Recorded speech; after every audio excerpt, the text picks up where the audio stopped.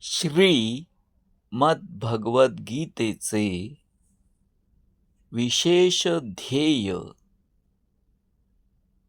अथवा उद्दिष्ट. ह्या निबंधाचे सर्व हक्क माझ्याजवळ मी राखीव ठेवले आहेत.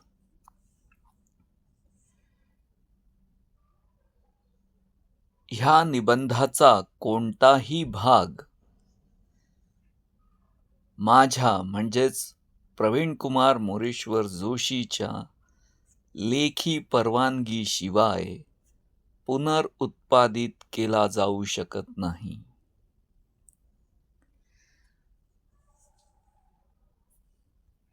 श्रीमद्भगवद्गीतेचे विशेष ध्येय ह्या माझ्या निबंधाचा सारांश असा आहे. गीतेचे विशेष उद्दिष्ट व्यावहारिक परिवर्तन आहे. स्पष्टता आणि वैराग्याने कर्म कसे करावे हे शिकवून आत्मसाक्षात्कार आणि आपल्या आत्मस्वरूपाचा गुण असलेल्या अंतर्निहित अक्षुण्ण मोक्षधारेच्या अक्षय अशा अनुभूतीचे अनुसंधान प्राप्त करणे हे उद्दिष्ट मुख्य आहे. हे उद्दिष्ट परस्पर पूरक मार्गांद्वारे साध्य होते. ही मार्ग कोणती आहेत? कर्म मार्ग, भक्ती मार्ग आणि ज्ञान मार्ग, जे दैनंदिन क्रियांना शिस्तबद्ध मार्गाने मुक्तीकडे वळवतात. आता श्रीमद्भगवद्गीतेच्या विशेष ध्येय उद्दिष्ट ह्याचा परिचय. श्रीमद्भगवद्गीता मानवी संकटाचे रूपरेषा आखते आणि त्याला व्यावहारिक परिवर्तनाच्या कार्यक्रमाने उत्तर देते. नैतिक गोंधळ आणि आसक्तीच्या परिस्थितीत श्रीमद्भगवद्गीता हा ग्रंथ असे उपाय सुचवतो जे व्यक्तीच्या विचार आणि कृतींचा प्रकारच बदलतात, ज्यांमुळे अंतर्गत संघर्ष स्थिर उद्दिष्ट आणि मुक्तीमध्ये रूपांतरित होतो. श्रीमद्भगवद्गीतेचे विशेष उद्दिष्ट हा माझा निबंध त्या कार्यक्रमाचे स्पष्टीकरण करतो. विविध अनुशासनांमध्ये तो कसा कार्य करतो हे दाखवतो आणि आधुनिक जीवनासाठी व्यावहारिक परिणाम काढतो. श्रीमद्भगवद्गीता हा ग्रंथ त्याचे स्वतःचे उद्दिष्ट कसे साध्य करतो? श्रीमद्भगवद्गीता अनेक आणि परस्पर पूरक मार्ग सादर करते, जेणेकरून वेगवेगळ्या स्वभावाचे लोक एकाच अंतिम ध्येयाकडे प्रगती करू शकतील. त्यातील प्रमुख मार्ग म्हणजे कर्मयोग, निष्काम कर्म, भक्तियोग, भक्ती आणि ज्ञानयोग, ज्ञान.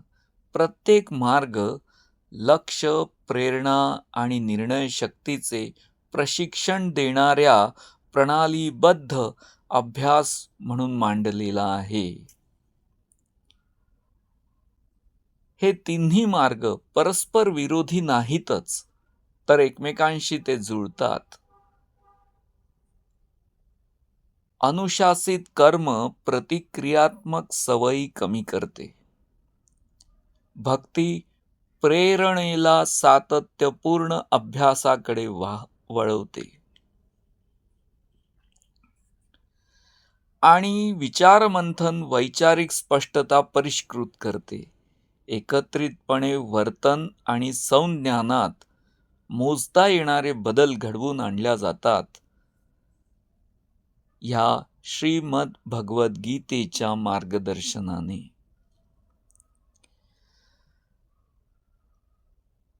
व्यावहारिक उद्दिष्ट आणि नैतिक लक्ष्य. सैद्धांतिक दाव्यांपेक्षा पुढे श्रीमद भगवद्गीता स्वार्थरहित कर्तव्य पालन, यश आणि अपयशात समत्व जोपासणे आणि आंतरिक अनुशासन व स्पष्टता विकसित करण्यावर भर देते.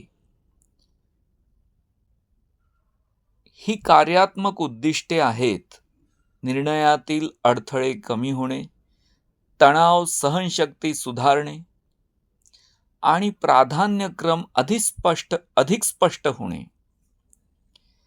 गीतेतील मोक्षाचे वर्णन हे अनियंत्रित प्रतिक्रियाशीलता आणि सातत्यपूर्ण वेदनेपासून कायमस्वरूपी मुक्तीची अवस्था म्हणून करते, जी अनुशासित अभ्यास आणि संज्ञानात्मक पुनर्रचना यांच्याद्वारे साध्य होऊ शकते. श्रीमद भगवद्गीतेचे हे उद्दिष्ट विशेष का बरं आहे? श्रीमद भगवद्गीतेची वैशिष्ट्ये म्हणजे तत्वज्ञान आणि कर्म यांचे एकत्रीकरण.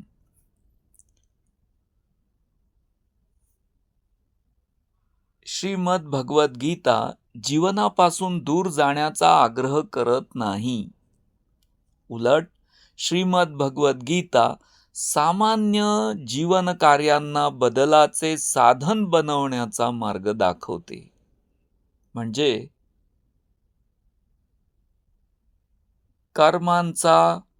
कर्मांच्या परिणामांबद्दलचा दृष्टिकोन बदलवून हा संयोग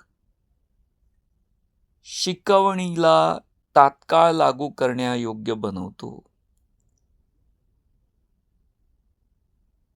नैतिक निवडी आत्मव्यवस्थापनाच्या प्रयोगांमध्ये रूपांतरित होतात आणि कर्तव्य मानसशास्त्रीय विकासासाठी प्रयोगशाळेचे काम करते. अनुप्रयोग आणि कृती करण्यासाठी उचलता येणारी पावले.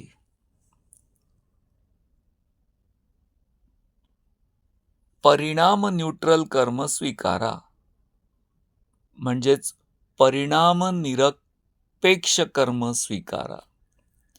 जबाबदाऱ्या पार पाडा आणि परिणामांवर अति आसक्ती कमी करा, ज्यामुळे चिंता कमी होईल आणि एकाग्रता वाढेल, असे श्रीमद भगवद्गीता आपल्याला मार्गदर्शन करते.